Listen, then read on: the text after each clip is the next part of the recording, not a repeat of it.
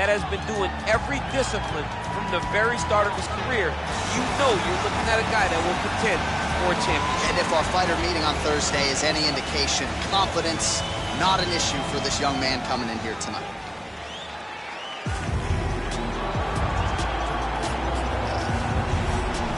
All right, so here he is, the former two-division UFC champion, George "Rush" St. Pierre. He's the most prolific takedown artist on paper in UFC history. Despite not having any amateur wrestling chops to speak of, this is a man who, at least in my mind, turned the MMA takedown into a thing of beauty. Yes, he did. He made it all look so smooth and so great.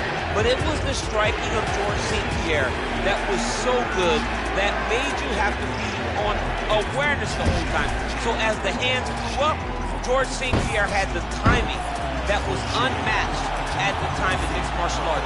One of the first guys that was truly able to do everything. Before we had specialists, and then we had George St. Pierre. He truly changed the game. Our tale of the tape for this welterweight fight. George St. Pierre is 4 years the elder. Felder is 1 inch taller. GSP will have a 6-inch reach advantage. Now for the official intro. Ready. All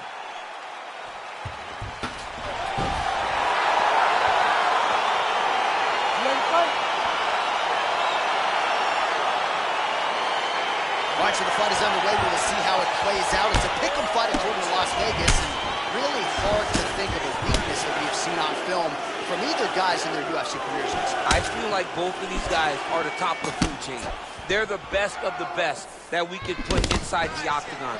They are so well-rounded. They have every skill, and that is going to be on display tonight in this key matchup.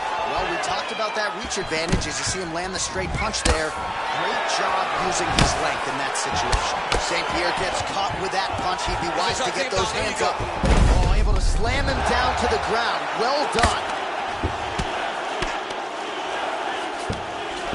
Bottom fighter trying to control posture, unable to do so. And now he's in a lot of danger. He's got to grab that head or he's going to get blasted.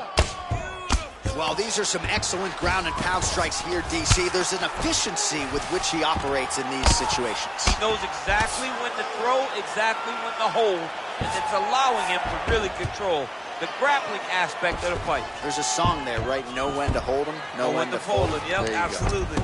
Beautiful movement, hip work on the... He jumps on a headlock. We call this in wrestling just a headlock, and if you're not careful, you can get stuck in an arm triangle. Watch triangle, watch triangle.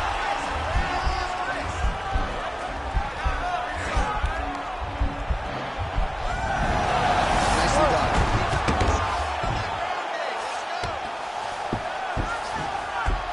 A lot of top pressure being applied here.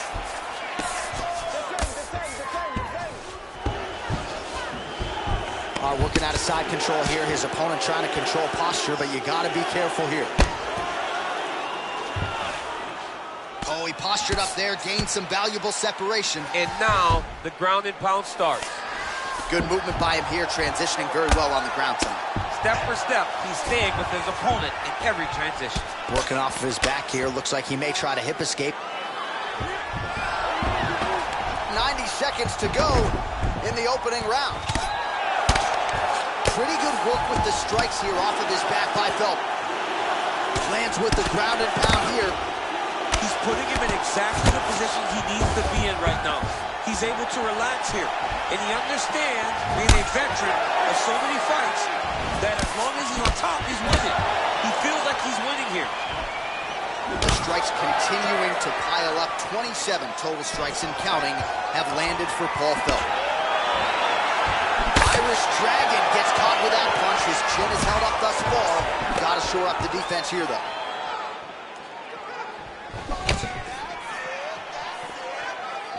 Oh, hook shot blocked there by George St. Pierre. Changes his stance. You'll see a lot of this from this fighter. Horn sounds for the end of round one. All right, we now take a look back at some of the highlights from that last round. DC, a lot for the replay guys to choose from. I mean, these guys are going to be very busy trying to find what replay to show you guys. Lands on both sides of the octagon. Both guys fought great. What a phenomenal round.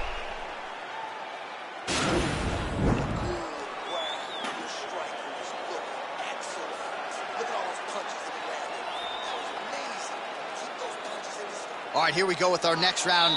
Lot to be happy about in that previous round. He was attacking the head at will, and until his opponent adjusts, might as well go back to it. There was no negative to him headhunting. Most times the coaches yell, don't headhunt, don't headhunt. I'm yelling headhunt if I'm his corner, because every time he's thrown, he's landed. Well, we talked about his reach advantage off the top. Made good use of it there with that punch, DC. St. Pierre's head kick is blocked, so no damage inflicted there. So he's really starting to... See on that punch right there. His opponent's compromised, DC. It's one thing to land a hard shot. It's another thing completely to land a perfect shot. And that was a perfect shot.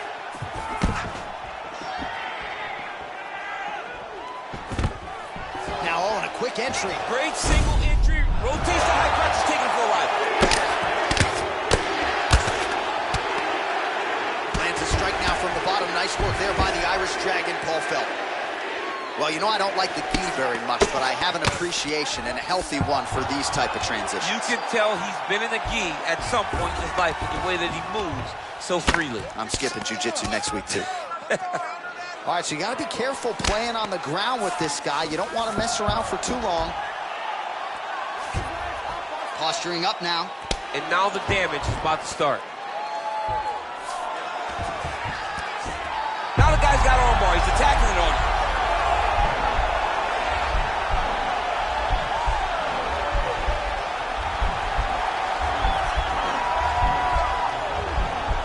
He's attacking armbar now. And he's out. All right, so inside the open guard of his opponent. You got to be careful playing around for too long here on the ground with this guy. All right, he's very comfortable fighting off his back, DC. Now looks like he's trying to hip escape. Yeah, he's trying to hip escape, or maybe look for a Kimura here. Closed guard. Strong bottom work here, staying busy. 90 seconds now to go in round two.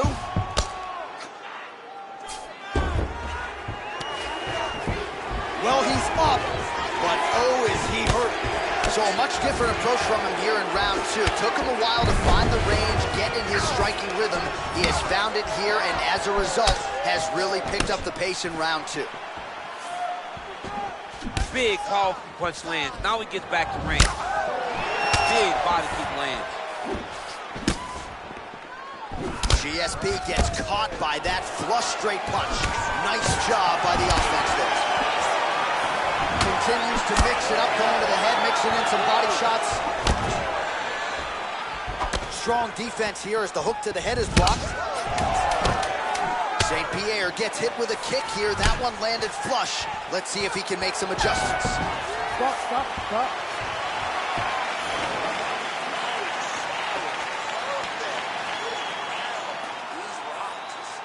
All right, a lot of high-level striking action in that last round. Daniel, take us through it, if you will. Tit for tat. Who has the best chin? It seemed as though they were looking for that answer. Both guys took risk. What a fantastic round. All right, DC's back from the can as we get this next round underway, and his striking in that previous round was so good. I got tired just watching that out. I mean, he did a great job of landing strikes. Not only just punches, not only just strikes, they were significant strikes. A lot of punches outside of the jab. I've gotten in trouble a lot of times about what's significant and what's not. Right. But I'm telling you, he landed a lot of punches that were very easy to make that determination. Leave the stat guys alone. Leave him alone, man. Over and over, I get in trouble.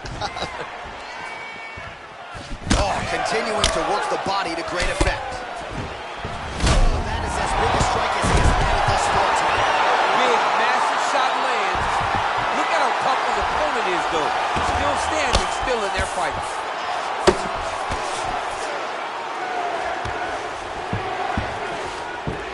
Well, there are a few things more fun to watch in mixed martial arts than these type of transitions and scrambles on the ground. High-level grappling can really be entertaining. All right, well, both fighters pretty comfortable on the ground, DC, but you got to be very careful hanging out here for too long if you're his opponent. All right, bottom fighter here, maybe looking to hip escape, DC. And now he has a headlock trying to pin his opponent's back down flat onto the mat. Look from the transition to an arm triangle to try to chase the finish. Watch triangle, watch triangle. Now he's okay. Now he can escape. Now into his mount. Oh, nice job using his strength there to posture up. We'll see what he can do now. He's going to start looking to land big shots from the top. Just over 2 minutes to go in our third and final round. Wow, that right punch has been the money weapon for him tonight, and he landed it again there. If his opponent does not change something, he will continue to throw the strike until he makes it stop throwing. Well, anytime you are in a ground fighting situation with this fighter, you're potentially playing with fire. Irish Dragon gets up. The question beckons, though, for how long. He still looks like he hasn't quite recovered. Missed with that right hand. Well, you've got to admire the urgency here. He is trying to keep the judges out of it, lighten up his opponent left and right. Nice punch there by Felder. Just... He needs to start looking to finish now because he's got his opponent hurt very bad.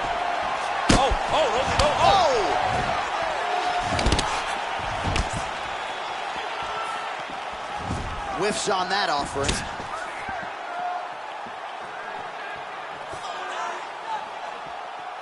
Whoa! Oh, he's hurt bad. He's hurt bad, John. He's got to press him. He's got to go chase that finish down now. They go the 15-minute distance. What a fight!